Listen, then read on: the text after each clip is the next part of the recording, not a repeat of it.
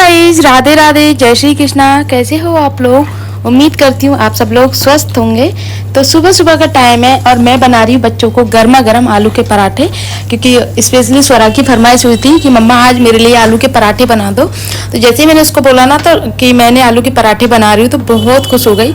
यहाँ पे रखा है उसका दूध और मैं बना रही हूँ अभी आलू के पराठे। उनको लंच पैक करना है मुझे।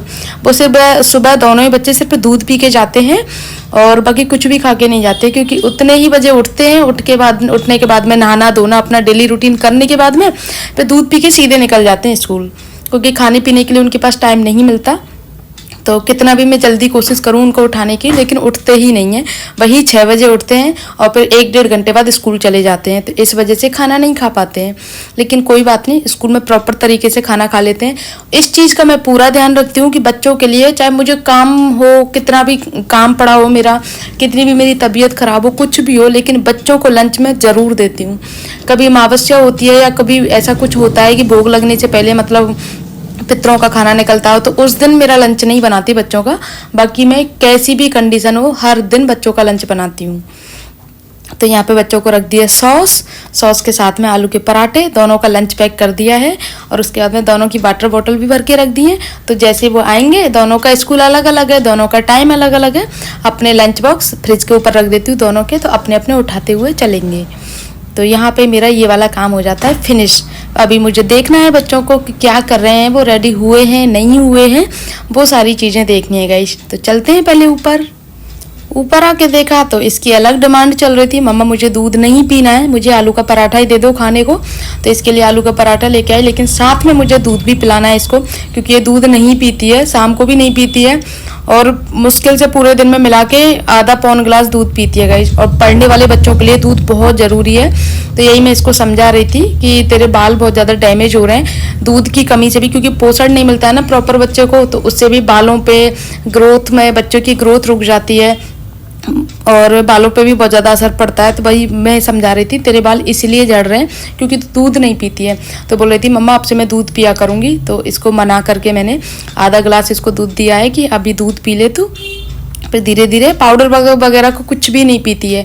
इसके लिए पाउडर भी लेके आए थे, जो प्रोटीन का पाउडर आते हैं बच्चों के, हॉर्लिक्स वगैरह। और दूसरी बात, इन्होंने, मेरे पतिदेव ने ना घर पे पाउडर वो बनाया था बच्चों के लिए, ड्राई फ्रूट्स का मिक्स करके, और तब पाउडर बनाया था। काजू, बादाम, अखरोट और चना, मिश्री और मखानी, ये सारी चीज़ों को अच्छे से भून के, रोस्ट करके, उनको पीस करके तब चूरन बनाया था बच्चों के पाउडर देने के लिए। लेकिन खाते पीते नहीं हैं, यही सबसे बड़ी इनकी कमी है, इसीलिए बहुत ज़्यादा कमज़ोर है। इनकी इम्यूनिटी भी इतनी वीक है कि मौसम बाद में चेंज होता है, पहले ये बीमार हो जाते हैं। तो इस वजह से इनकी मुझे एक्स्ट्रा केयर करनी पड़ती है, क्योंकि दोनों ही एक जैसे हैं। स्वरा रेडी हो चुकी है, हर्षित अभी नहाने गया है, तो मैं सोच रही हूँ तब तक बेडशीट साफ कर लेती हूँ, क्योंकि वो आएगा फिर उसको तैयार करूँगी। तो उसके बाद में फिर पतिदेव के आने का समय हो जाएगा, चाय वगैरह बनाऊँगी, तो फिर वही पतिदेव चले जाते हैं ना, तभी मेरी साफ़ सफाई करना स्टार्ट होता है। तो तब तक वो नहीं है, तब तक काम कर लेती हूँ, बेडशीट को साफ़ कर लेती हूँ। बेडशीट को मुझे चेंज नहीं करना, यही वाली बेडशीट बिछा रही हूँ। और गाइस अभी मुझे दिख रहा है कि ये गलत बिछी हुई है बेडशीट, यूँ ऐसे बेड के सिराने के अकॉर्डिंग बिछनी चाहिए थी, लेकिन गलत तरीके से बिछी हुई है। कोई बात नहीं, बाद में सही कर दूँगी इसको। वैसे भी दिन में कई बार बेडशीट साफ़ करती हूँ, बेडशीट फटकारती हूँ, क्योंकि बच्चे आ जाते हैं, खेलते हैं, पढ़ाई करते हैं, पेंसिल शार्प करते हैं, उसकी वजह से गंदगी हो जाती है। और नमकीन वगैरह कुछ भी खाते हैं, अपने लिए खाने की कुछ भी आइटम लेके आते हैं, तो वो फैल जाता है। तो इस वजह से पूरा फिर साफ़ तो करना ही पड़ता है, कई बार साफ़ करना पड़ता है। जिनके घर में बच्चे हैं वो मेरी बातों से अच्छी तरह रिलेट करते होंगे कि हाँ ऐसा होता है।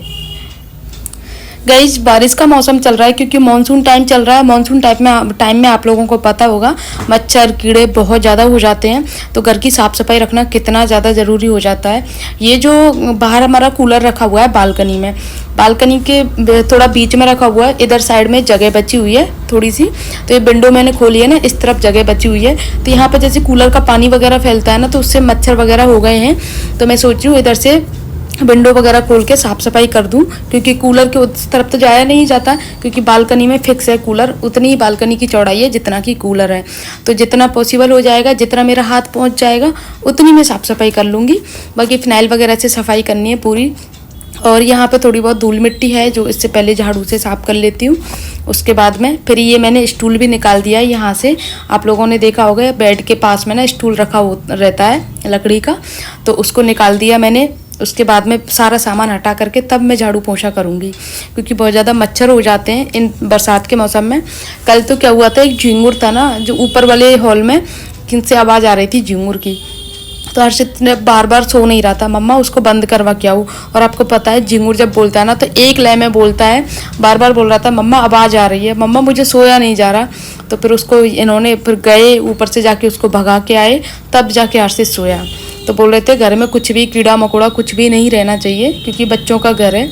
तो यहाँ पे मैंने ना एक बाल्टी में पानी लिया, उसमें थोड़ा सा सर्फ डाला और फिर फिनाइल डाला, और उसके बाद में मुझे लगाना है पोंछा गाइस, क्योंकि बेड के नीचे से अच्छे से बैठ के प्रॉपर तरीके से पोंछा लगाऊंगी। और मैं जितना पॉसिबल हो पाता है ना गाइज उतना पोंछा मैं बैठ के ही लगाती हूँ। एक तो अपनी हेल्थ के अकॉर्डिंग ठीक रहता है, और दूसरी बात सफाई बहुत अच्छे से रहती है, और ज़्यादा भी ज़रूरत नहीं है, क्योंकि नीचे का तो पूरा मेड कर ही देती है। सिर्फ मेरा रूम चौक और साइड वाला कमरा रहता है वो मैं खुद से कर लेती हूँ। ऊपर वाले हॉल का कभी कभी करती हूँ, 2-3 दिन में 4 दिन में, तो ऐसा कोई ज़्यादा काम का वो नहीं रहता है, तो आराम से हो जाता है। और बैठ के पोंछा लगाने का अलग ही सफाई दिखती है गाइज। उसके बाद में जब पोंछा सूख गया था, स्टूल को वापस से अपनी जगह पर रख दिया साफ कर करके पोंछ के। और जो ये स्लैब जो आप लोग देख रहे हो ना कूलर के जस्ट सामने, तो ये भी गंदी हो जाती है, क्योंकि इसमें हम पानी की बोतल वगैरह भर के रख देते हैं, पर्दे के पीछे रखी रहती हैं, दिखती नहीं है ये चीज़ है। तो इसको भी साफ़ कर देती हूँ हाथ के हाथ, और बाकी विंडो वगैरह पूरी जो भी हैं तो वो भी साफ़ कर लेती हूँ गाइज, क्योंकि यहीं से मच्छर आने की संभावना रहती है बाहर से, क्योंकि दूसरी तरफ भी खुली छत है और इस तरफ कूलर का पानी टपकता है, तो उसकी वजह से मच्छर आने की संभावना रहती है। आज तो मुझे लग रहा है गाइज मैं सुपर वुमन बन जाऊंगी, क्योंकि ये जो पतिदेव रहते हैं ना, तो ये ड्रेसिंग टेबल वगैरह में सब कुछ पतिदेव से ही हटवाती हूँ।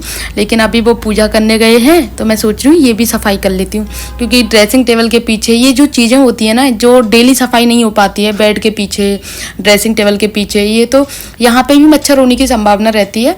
तो यहाँ पर गाइज जब मैंने देखा ना तो इतनी ज़्यादा धूल मिट्टी इकट्ठी हो गई थी बाहर। तो फिर पहले तो ये आप उड़ते हुए देख रहे हो, तो सबसे पहले झाड़ू लेके आई, उसके बाद में अच्छे से पूरी साफ़ किया ड्रेसिंग टेबल के पीछे का हिस्सा, दीवार का हिस्सा, नीचे ज़मीन पे। और जब साफ़ करने के बाद में जो भी कचरा था, जो भी निकला था कूड़ा कचरा, उसको भर करके तब मैंने अच्छे से वाइपर में लेकर के पोंछा लगाया गाइस। सफाई करने के बाद में वापस से फ्रिज ड्रेसिंग टेबल को अपनी जगह पे वापस से लगा दिया। वैसे मैं ड्रेसिंग टेबल को बहुत कम हटाती हूँ, क्योंकि इसमें जो सामान रखा हुआ है ना वो गिर जाता है। एक बार ये मेरी दूसरी ड्रेसिंग टेबल है गाइस, शादी से लेके अब तक का। जो पहले मेरी ड्रेसिंग टेबल थी, जब करीब 3 साल पहले वो टूट गई थी, ऐसे ही रखी हुई थी, और पता नहीं कैसे हम सब बेड पर बैठे हुए थे दोपहर को, और एकदम से पूरी यूँ गिर गई थी सामने की तरफ। तो पूरा इसमें शीशा वगैरह लगा हुआ था, जैसे ये थी ना सेम ऐसी ही थी, थोड़ा सा डिफरेंट था बस। वो तो ये लगा लो बच्चे नहीं खेल रहे थे यहाँ पे, बच्चे बेड पे बैठे थे, वरना क्या होता उस दिन। और मेरा जितना भी पूरा मेकअप का सामान था ना, सब कुछ शीशे वगैरह में मिल गया था। तो पतिदेव ने कुछ भी नहीं लेने दिया, बोला नया ले आना, ये भी चीज़ें कुछ भी यूज मत करना। तो वो सारी चीज़ें मैंने फेंकी थी गाइस। फिर उसके बाद में फिर मैंने ये वाली ड्रेसिंग टेबल मंगाई, पतिदेव ये वाली ड्रेसिंग टेबल लेके आए गाइस मेरे लिए। हमारे घर में गई सीढ़ियाँ बहुत ज़्यादा हैं, क्योंकि 4 मंजिल का घर है, तो उसके हिसाब से 4 सीढ़ियाँ भी हैं। और सीढ़ियों का ये है गाइस, एक रूम का काम करने में जितना टाइम लगता है ना, उतना ही एक जोड़ी सीढ़ियों का काम करने में लगता है समय। तो यहाँ पे ये वाली जो मेन सीढ़ियाँ हैं, मेन से मेरा मतलब है मेरे नीचे उतरने चढ़ने के लिए, जो मैं दिन में 50 बार 100 बार चढ़ती उतरती हूँ, बच्चे भी, तो ये वाली सबसे मेन होती है मेरे लिए। तो इनकी झाड़ू पोंछा करना बहुत ज़्यादा ज़रूरी होता है। वैसे तो इससे नीचे एक और सीढ़ियाँ जाती हैं, इससे ऊपर एक, इससे ऊपर एक, ऐसे इस तरह से, लेकिन उनका इतना ज़रूरी नहीं है। एक तो सबसे नीचे वाली जो मेन गेट में आती हैं, और दूसरे नंबर की ये वाली सीढ़ियाँ। तो सबसे नीचे वाली भी गंदी हो जाती हैं, क्योंकि बाहर मार्केट है और मार्केट की सब दिन धूल वगैरह उड़ती रहती है। लेकिन ये वाली सीढ़ियाँ भी उतनी ही ज़रूरी हैं, क्योंकि बच्चे सारे दिन इधर उधर घूमते हैं, तो इस वजह से गंदी हो जाती हैं। और फिर कई बार तो हर्षित ऐसे हाथों से ही चलता है, क्योंकि उसकी मस्ती जब चलती है तो हाथों से ही चलता है, पैरों से नहीं चलता है। फिर वो तो हाथों में पूरी धूल मिट्टी ले लेता है। तो इसके लिए भी मैंने फिनाइल से ही पोंछा लगा रही हूँ गाइस पूरी। तो इस तरह से हो जाता है मेरा पूरा काम। गाइस आज मैं सुबह से लगी हुई हूँ, सुबह से काम कर रही हूँ, अब जाके मैं फ्री हुई हूँ। और जबकि काम कुछ नहीं है, सिर्फ मेरा और पापा का खाना बनाना था। बच्चों का लंच मैंने सुबह बना दिया, उसमें से एक पराठा एक्स्ट्रा था, वो मम्मी ने खा लिया। तो अब मम्मी मना कर रही है मेरा खाना मत बनाना। दूसरी बात गाइस, आज राधे नहीं आई है, उसने एन मोमेंट पे मना कर दिया कि आज मेरी तबीयत ख़राब है, मैं नहीं आऊँगी। तो फिर झाड़ू पोंछा बर्तन वगैरह पूरा काम करके आई और फिर पूरी गीली हो गई। मैं तो साड़ी वाड़ी चेंज की है आके, क्योंकि बर्तन वर्तन साफ़ करने में गीली हो गई ना। हमारे नीचे बैठ के बर्तन साफ़ करते हैं, सिंक में सिर्फ वही बर्तन साफ़ होते हैं जो चकला बेलन वगैरह, मतलब जूठे नहीं होते हैं ना, जो बाकी जो जितने भी जूठे बर्तन होते हैं वो नीचे ज़मीन पर साफ़ होते हैं अलग से, क्योंकि ठाकुर जी के बर्तन वगैरह साफ़ होते हैं ना सिंक में, इस वजह से जूठे बर्तन साफ़ नहीं करते। मुझे उसमें लगी हुई थी काम में, और फिर उसके बाद में आज आप लोगों ने देखा ही होगा पूरा साफ़ सफाई किया था, नीचे से भी किया था, पूरे अचार का सेक्शन पूरा जो है ना पूरा खाली किया था, क्योंकि अब आम का अचार का सीज़न है, आम आएंगे, आम ही आएंगी तो आम का अचार डलेगा। तो मम्मी कह रही थी जो एक्स्ट्रा अचार है जो ख़राब हो गए हैं, थोड़े थोड़े से बच रहे हैं, उनमें से मसाले वगैरह अलग निकाल दे। तो वो सब कुछ किया था मैंने, अलग अलग तेल जो बचा हुआ था, तो उसमें मुझे कम से कम 1 घंटा लग गया अचार का उसमें सेट करने में, क्योंकि थोड़ा थोड़ा बच गया था ना अचार, तो उनको दूसरे डिब्बे में सेट करके रखा, वो वाले डिब्बे साफ़ करके रखे गर्म पानी से, फिर पूरा अचार का सेक्शन पूरा साफ़ किया। तो इस वजह से मुझे उसमें बहुत टाइम लग गया गाइस।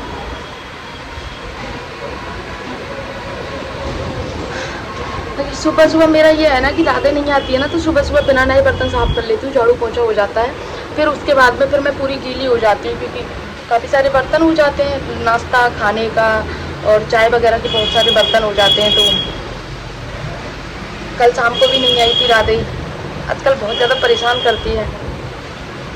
और मम्मी का आप लोगों को पता होगा, मम्मी के पैरों में दर्द रहता है, तो फिर और बारिश का मौसम है, तो बारिश के मौसम में तो ये है ना कि ये दर्द ज़्यादा हो जाता है। और मुझे पिंपल हो गया पहले यहाँ हुआ था, ये वाला सही हो गया, फिर मुझे यहाँ हो गया, 2 हो गए पिंपल मुझे, मैंगो की वजह से हो रहा है, लेकिन कोई नहीं, अपने आप हो जाएंगे, सही हो जाएंगे 1-2 दिन में। मैं ध्यान नहीं देती गाइस, क्योंकि जितना ज़्यादा ध्यान दोगे उतने ज़्यादा होंगे। बाकी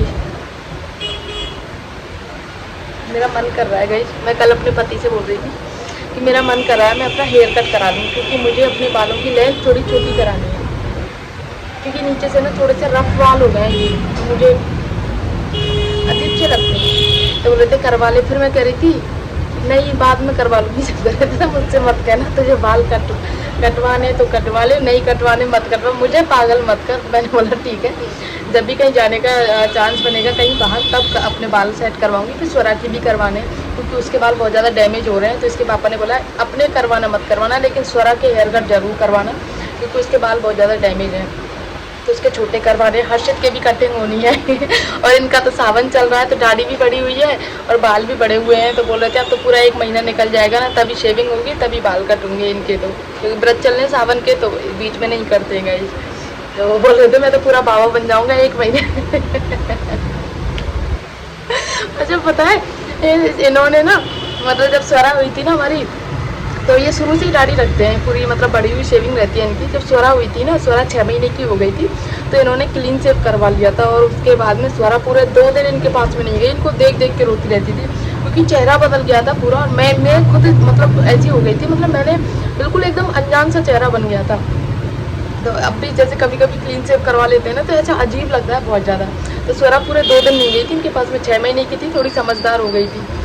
तो क्लीन शेव से बहुत ज़्यादा मतलब चेहरे पे बहुत ज़्यादा फ़र्क पड़ जाता है, शेविंग और क्लीन शेव से।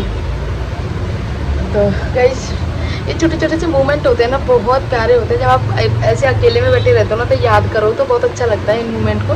तो मैं हर एक मूवमेंट अपने पास में रखती हूँ, हर चीज़ की वीडियो, हर चीज़ का फोटोशूट अपने से पास में रखती हूँ, सब कुछ लैपटॉप में सेव कर रखा है। अब जब मेरे बच्चे छोटे छोटे अपनी बिल्कुल छोटे छोटे की फ़ोटोज़ देखते हैं ना, तो इतना प्यार बोलते हैं मम्मा आप हमें बहुत प्यार करती थी, हम छोटे छोटे थे जब, मैं ऐसे रहता था, मैं ऐसे करता था, मैं ऐसे करती थी। तो मैं बोलती हूँ मैं अब भी उतना ही प्यार करती हूँ जैसे पहले करती थी। बात वो है कि पहले तुम छोटे थे, अब तुम बड़े हो गए हो, तो तुम्हें लगता है मम्मा प्यार नहीं करती है गाइस बाकी ब्लॉग को नहीं यहीं पर एंड करती हूँ। आई होप आप लोगों को अच्छा लगा होगा। अच्छा लगे तो प्लीज़ वीडियो को लाइक करना, शेयर करना, कमेंट करना। बस मिलते हैं नेक्स्ट ब्लॉग में, तब तक के लिए बाय।